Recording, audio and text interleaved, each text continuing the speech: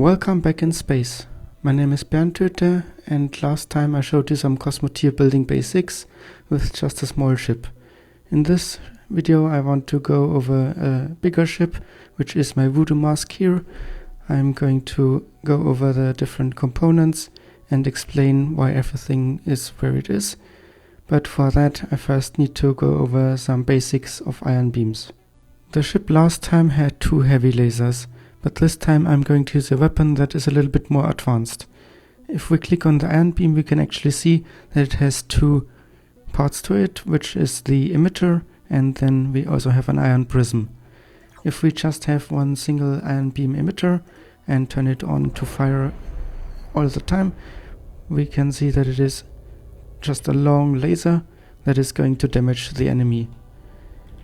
Then we can also put a prism in front of it, so the beam is going to hit the prism and is extended, as you can see, without and with the prism.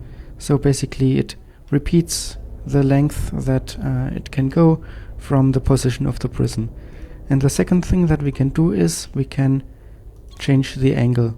So in this case we can set it to a fixed position and hit a ship that is at the side of our ship, or if we let it rotate freely, it will automatically target any ship that we are trying to attack. Another thing that we can do is combining the output of multiple beams into one.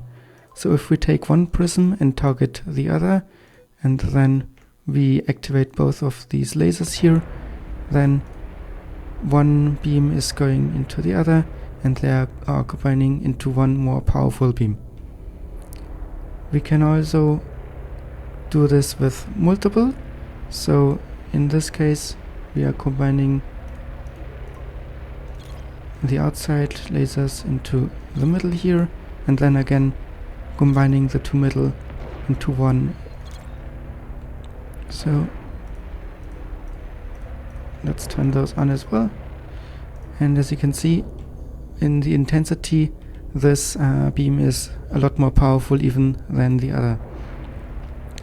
You should make sure that you combine always 2 beams into one prism, because if we turn one off, it will take 100% of one beam, which in this case will be just the 100% strength, and then 75% damage of the second beam, which in this case would already be 175%.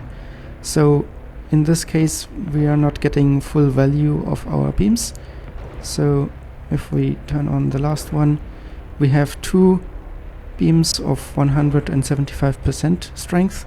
One of them is used fully 100%, and the other one we are again taking 25% off. This means that your beams should always be in the power of 2. You always want to combine 2 beams of equal strength into one prism. And another thing that you should look out for is energy.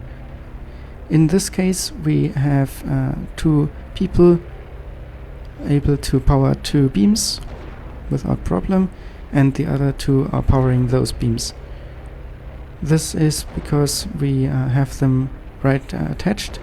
If we have just one more corridor, you can see they have a lot of trouble keeping the energy off, even though we have the same amount of crew for just the 2 beams here. That means you always need to connect them directly, and they need to be connected to a large reactor with the battery size of 3. If you have a medium reactor here, it would also not work, not because it can't produce power, but because of the battery size is not enough, so the one person can't carry enough energy. So you should keep that in mind when you're building other designs. So since you know about some ion basics now, let's check out how it's done in this ship. I have made some different versions where in the blueprint mode I have highlighted the parts that are important. In this version I'm using 8 ion beam emitters, which are focusing on those 4 crystals in the front here. So this one and this one are actually focusing here, this one and this one here, this one here, this one here.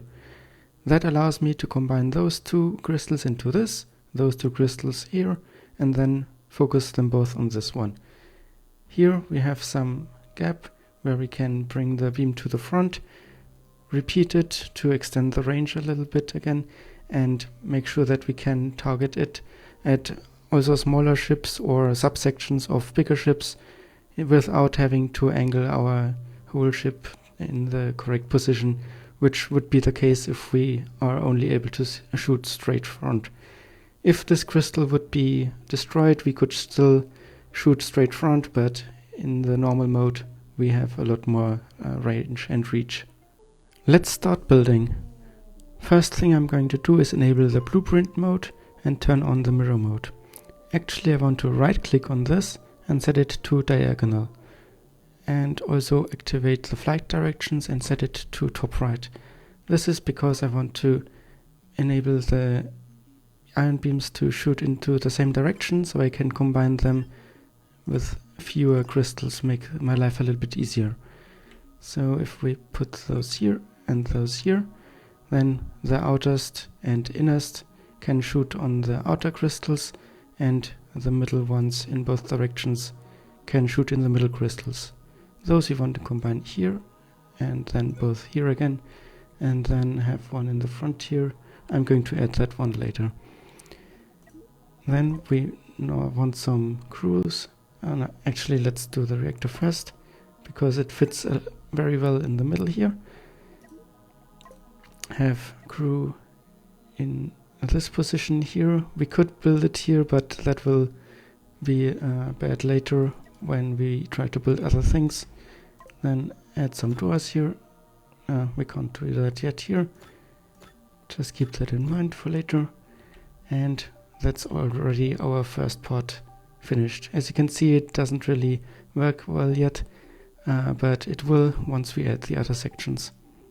Moving on to the shield, we will have some overclocked shield generators protecting our front.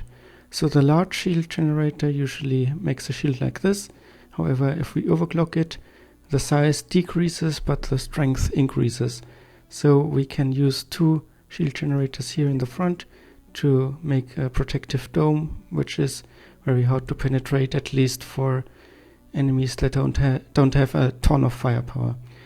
And then we have a second layer to make sure.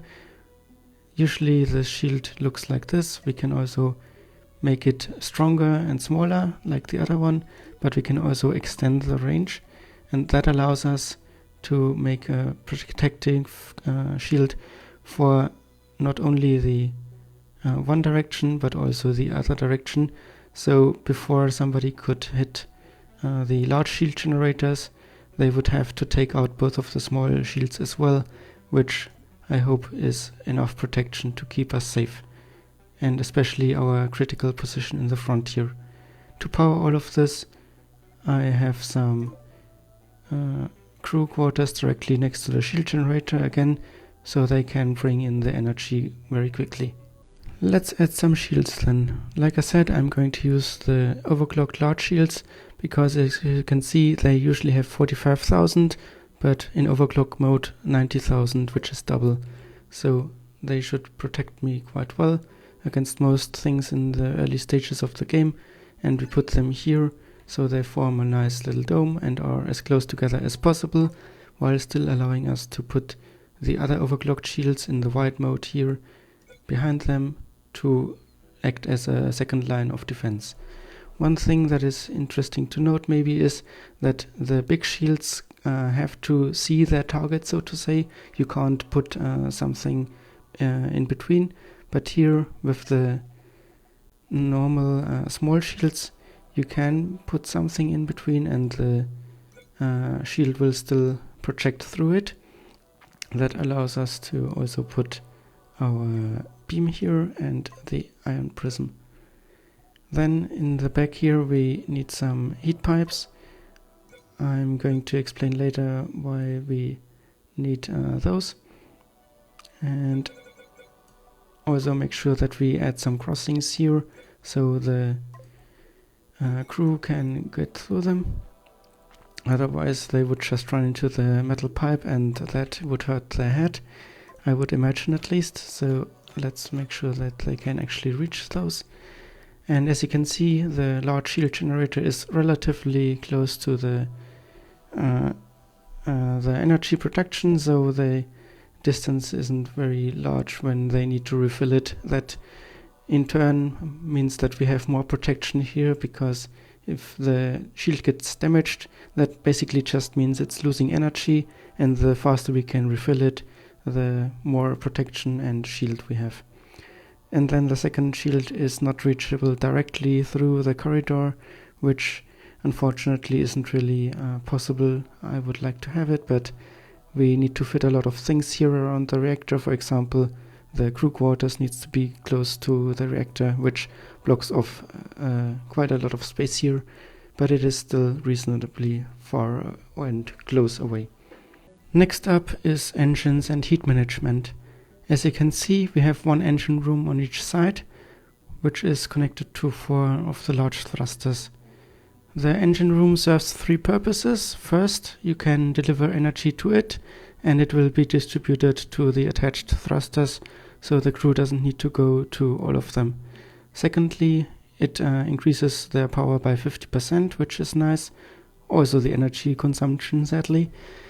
And the third one is, if you overclock the engine room, it will also transfer heat from the engines to your heat pipes. This is a new mechanic that was introduced in the last update, which is very nice, because it allows me to actually build this ship, because previously I had to build a lot more engines and engine rooms, and that meant the ship would be bigger, which means I need to add more weapons, and it just kept growing. So heat is something that is created when a part is overclocked, and basically in this mode I can make the engine twice as powerful. 8,000 kilonewtons gets turned into 16,000, but it also generates some heat. Then there is also something important to note. If you have the engine connected directly, it only produces the 1100 megajoules a second, as it says here. But for the engines that are not directly connected, if we look at the engine room that's overclocked, it has a heat transfer inefficiency of 75%. So if this produces 100% of heat because it is firing 100% of the strength, then you will get 175% energy dumped into your system. To get rid of the heat, we have some things here in the heat management section, heat pipes, also in the crossing and structure version, where we can bring the heat to our radiators. Those dissipate up to 1100 megajoules per second into the atmosphere. In this case I have 4 on each side, and you need to make sure that they are not blocked, otherwise they will be a lot less effective. So since I have 4 working at 100% efficiency here, I can deal with 1100 from here and 175% of this with 3 of the radiators. I also have 1 more because we are going to absorb some heat from our what are they called again? The point defenses. And we also need to make sure that we can handle our shields output, because if you remember, the shields will absorb the damage and are overclocked, which means for every point of damage they will produce 1.6 megajoule per damage. So 60% of 90,000, that's a lot. That's not something that we can handle with our radiators directly, so I also have added 7 thermal batteries. That means if our shields are getting hit by nukes, we can still absorb the heat and then radiate them into the atmosphere afterwards. If we don't do that, then everything would start catching fire, because if we can't deal with the heat, the room will heat up and the fires will start, and that's not something that we want. Let's add those things to our ship. First off, in the thrusters section, we can put our engine rooms, leave some space for the heat pipes. Then we want to grab some huge thrusters. Also, let's make sure that everything is overclocked, so we don't forget that later. Something like this, this and this. Then heat pipes all around. We can start from the back here. That is also important that we connect both of the heat systems. Otherwise, the shields would only have the capacitors or thermal batteries that are connected to their side. In this way, we can access all of our heat storage capacity from both sides.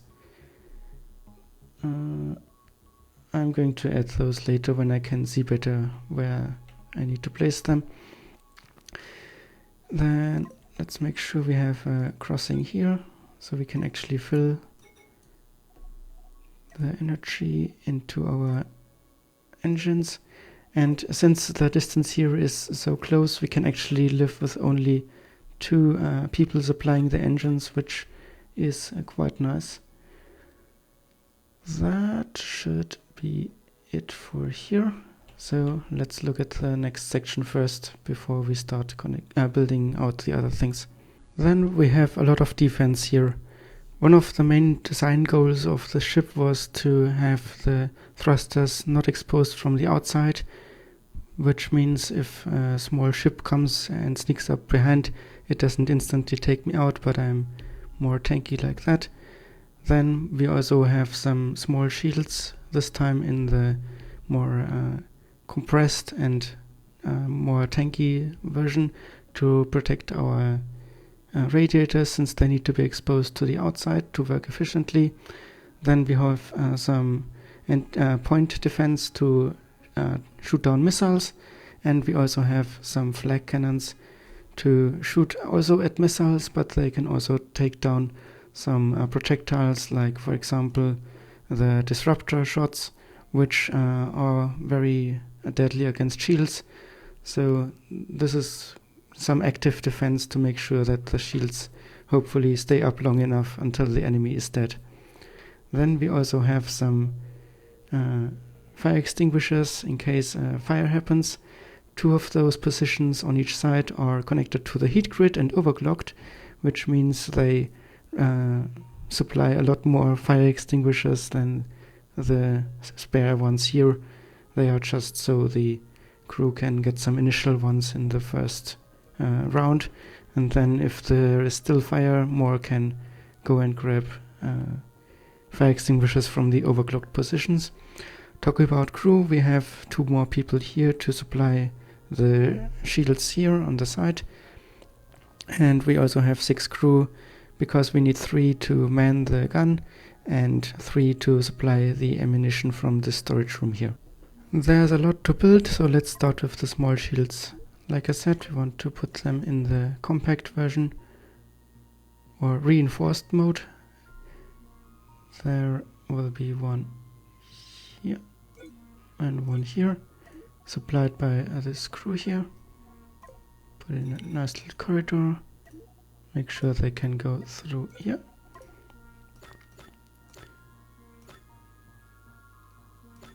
And that allows me to place the radiators in a better position, since I know now where they need to be. We will have one here, and heat pipes. Sounds about right. Then, of course, some more thermal batteries in the bottom part. I'm going to deactivate mirror mode for a second to put down the one in the middle.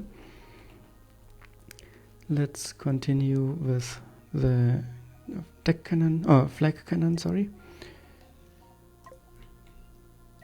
That will be, let me see, maybe put the storage room first.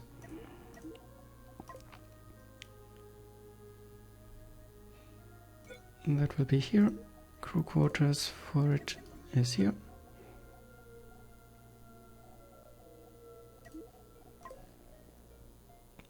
Then I'm going to put it here so the door is as close as possible, so they can supply ammo as quickly as possible. there will be some fire extinguishers here, and one here, and another one here. Let's add the corridor as well. This will come later. Yeah, so we have our gun here, we have the shields here, we have the rest of the heat management. Very good. Then let's start building the armor. I'm not sure if I'm going to show you all of this because it's quite a long process and always the same kind of. What I'm going to do is mention one thing. It is best to have the 2x1 armors instead of the 1x1s. So for example, let's imagine here we have this section and somebody comes and wants to shoot through here. It will first have to take out 8,000 hit points instead of 4,000 before the first block is taken out anyways. And then usually if you don't have 100% accuracy, you would first have to take another 8,000 and another 8,000 to get to through the second layer, and then the third layer again full 8,000 block. If you only have 4,000 per block, you could get through there a lot quicker. So you should make sure that you have it like this, and also not one after the other stacked. Instead have them offset a bit, because like I said, there's never going to be 100% accuracy, so you are a lot tankier like this. Looks like it's really coming together now. I just added some protection on the inside and the outside. Let's also put some wedges here. In case our shields go down, we have a little bit more protection on the inside here. Then let's put our point defense. And of course you also want to overclock them. And this is where we will need our heat exchanger, because if we look at the overclock mode here, it can generate power but also produces heat. That heat needs to go somewhere, otherwise the room will burn up. We already learned that with the shield, similar system here. So that's why we put our heat exchanger here. It will in this red area collect the hull heat and convert it to normal heat, put it into the pipes with a 40% bonus or 30% extra heat. And I think we also want a fire extinguisher back here, so that's also going to be overclocked. If you can see, the room will connect to the heat pipe when it is overclocked, otherwise there will be no connection. And make sure that we have some doors here so they can actually get to that. Now we have just a little bit space left for the remaining essential buildings, which of course is our control room, which gives us 2,500 points, which we will need most of them. Then on the other side we have our sensor array. This will also be overclocked and feed into the heat pipe, so we can get more visual range in the obstructed areas where there is like clouds and stuff. And we have 2 hyperdrives, so we can jump around the universe. We also have a little bit of extra Hyperium, which is the fuel in the ammo storage area. And then we have the crew quarters for our operators, so to say, which is basically everyone that doesn't carry around energy or doesn't carry around ammunition for the flag cannon. And not to forget about the airlocks, which allows our crew to get in and out of the ship. So let's build our control room. Again, I'm going to disable the mirror mode to place it, and on the other side we want our sensor array overclocked, of course, so we get the connection here. Then some crew quarters here and here, with some smaller ones here in the back. We also want hyperdrive on each side. As you can see, it will show you the areas that are covered. In this case, we have 44% efficiency, so if we would have 100% efficiency, it would require less Hyperium, which also means we can jump further, but I guess in this case 44% isn't too bad. We also need to make sure to add the rooms that I forgot on this side here, because I forgot to enable the mirror mode. Only happens most of the time, I guess. Then add some more doors here. This place needs a crossing, so we can enter the room. Looking good. Then here we want our crew to get into the ship. I'm not sure if there's a door here, I will check later. This needs to be accessible. Here we can, here. This needs a corridor. And I guess I'm missing some armor here, which is no problem, we can add it. Here is a spot for our airlock hatch and some more doors. I'm pretty sure I made some door here, so let's add it. Let me check real quick on the door situation. Alright, looks like the doors should be good now. I made one direct path from the fire extinguishers here to the front and the other way back if those guys want to help as well. And I didn't put a door here, so the fire that's in this section or this section doesn't spread across this path.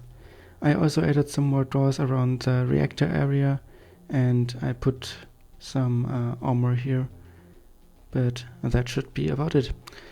Then let's look at the crew management, because that's also important in the ship. Since all sections are built, we need to bring them to life. For that we require only 3 crew roles. One is energy delivery, second one is gunner, and third one is operator. I'm not going to go too much into details here. For example, the operators basically have battery supply disabled, so they will always stay in their position and only operate the weapon or the engine room, for example, and not leave the cockpit to do something stupid like that. Especially in the weapons, it's important that they always stay in their place, otherwise we can't get 100% uptime. I'm going to provide you a way to import the ship with all of the crew roles in the video description if you want to take a look. Otherwise, this is basically what they're doing. Let's also have a look at the orders that they have. In this case, we have the operators in this room, which is only manning the engine rooms. Then we have another crew quarters here for the pilots and one of the weapons, this one for the remaining weapons. So not a lot of people needed here, but still important to have them. Then we have the gunners, which mostly operate the flag cannon, but they can also get to this fire extinguisher. They can put the Hyperium in the jump drive, and they can also use those fire extinguishers. Similar for the energy delivery people, we also have them operating the fire extinguishers if that's necessary. In this case, those people mainly supply energy to those 2 weapons, and those 2 guys supply energy to those 2 weapons. And in case of emergency, they also have the fire extinguisher right here, but they are also together with those 2 supplying the jump drive if that becomes necessary. So going through again in our tour, this one is quite significant. They are operating a lot of things. The engine room is one of them, but the main priority is the shields here. So this is the first priority. otherwise they can extinguish fires and do the jump drive. Those people here, main priority is supplying the shields here. They can also supply the engine, sorry, not the engine room, the control room. So whoever of those 8 people here is available can just do it. And then we have on the sides here the energy supply for the thrusters or the machine rooms, which is close enough, so we only need 2 here as well. So let's copy that over to our other ship. This is the moment of truth. Let's make it so. And let's pause a little bit. I'm going to do the crew assignments. So we have energy on these 5 cabins. We have gunners on top and operators over here. Operators for the machine room, for this, and let's do this instead. No, let's do it like the other was. We need to also make sure that they, since the room is different, use the different room here. That looks good. They are operating mostly the flag. They can also extinguish fires. I think they were also assigned here. Then priority those shields. Second priority extinguish fires. And third priority, let's get us out of here with the hyper jump. Let's not forget the rooms here. Small shields and the big rooms, as well as fire extinguishing and jumping. Those are priority for the weapons here. Can also do the hyper jump and extinguish fires. Those don't really make sense if they're running all the way through here to the hyper jump, so they are only operating the weapons and fire extinguishers. And they are bringing power to the engines. That should be about it. Let's see how this turns out. We can see everything is springing to life. People are on their way to man their positions.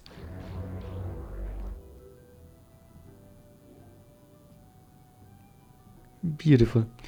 We can also add some ammunition here, since we are in creative mode.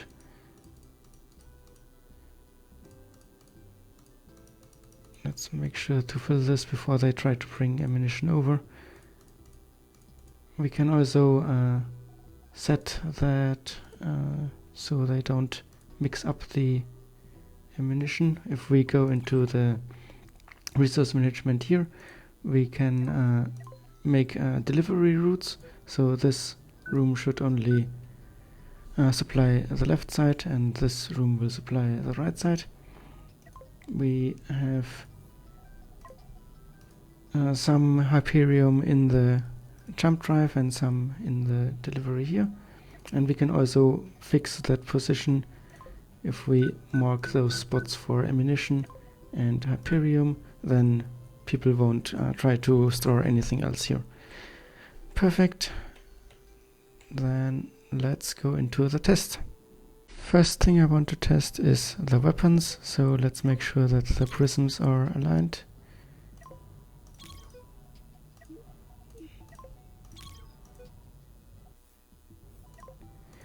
Here we need to be a little bit careful. We can't just select this room because it will clip the thermal storage here. But if we press shift, no, sorry, it's Control, we can bring the line up a little bit. It doesn't snap to the grid, but we can bring it up here to this position. And that will mean, let's test it out. If we activate only this crystal, then those two beams are feeding into it, and it is going here, still a little bit too low. Maybe we should target this. Yeah, I think I aimed too low. Instead of this side, we need to aim for this side. So this is looking good. Let's bring this over to here a little bit. As you can see, it has quite some reach until it collides with the shield generator. So we have quite a lot of angle of attack. So this is going to this crystal, this crystal, this crystal, and out, which is very good. Oops. I wanted to click here. So let's try the second one. Yep, those two are combining here. Everything looks good. Then third one. Yep, looks good. Nothing is clipping. And now everything is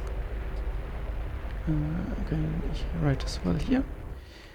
So if we activate this crystal, all of our guns will start, and we can see the people running here delivering, and they are basically only running from this spot to this spot, which means they are one person is enough to supply this for all infinity. We can also increase the speed a little bit, and as you can see, they are able to keep up because the yellow energy stays towards the top. Then let's next test those weapons here. We can also let them fire. As you can see, the people from the crew quarters are springing into action, bringing in the ammunition. It looks good. Let's make sure to set them to only attack missiles and projectiles, otherwise they will also try to shoot at enemy ships, and it can be some good damage, but in this case we are just trying to do damage with our main weapon and have those for defensive purposes. As you can see, the ammunition will run out different than the energy which we can produce.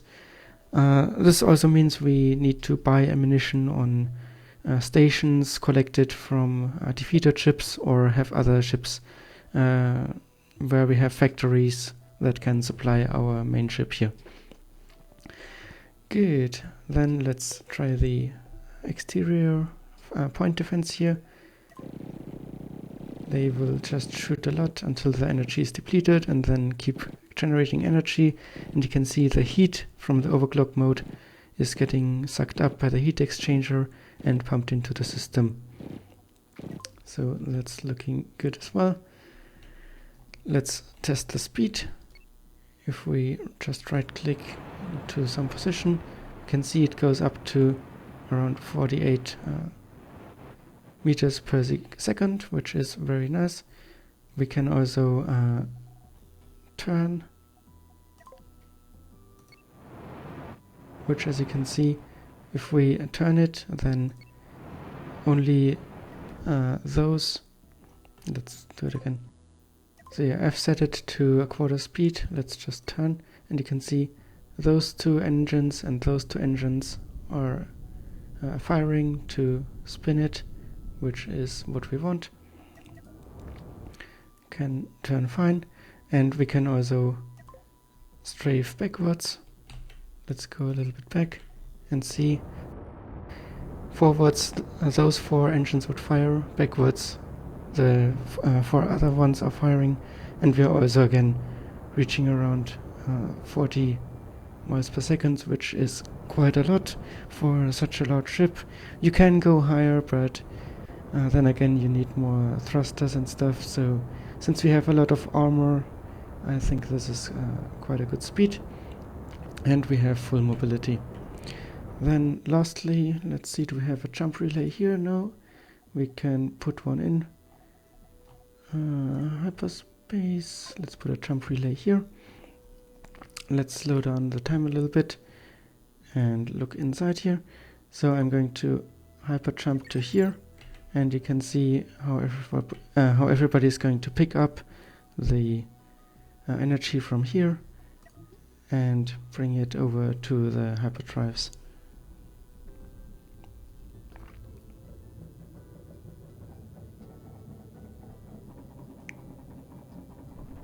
As you can see, worked pretty well. Let's do it again in normal speed. We can also check, okay, they are bringing the reactors online again. Works very well. And it has already been refueled. If we look at the resources, in this stack there's only 19 left. Let's do another real-time jump to check the speed in real time. And I would say that's quite fast. Alright, that should be the basic performance test done. Please let me know if you want to see more. Otherwise, I hope you can see how some of my design decisions make the ship more space and crew efficient. That doesn't necessarily always mean that it is more effective, but I don't think there is a perfect ship that is 100% the best in every regard. So I'm quite happy with this. I'm out. Have a nice day.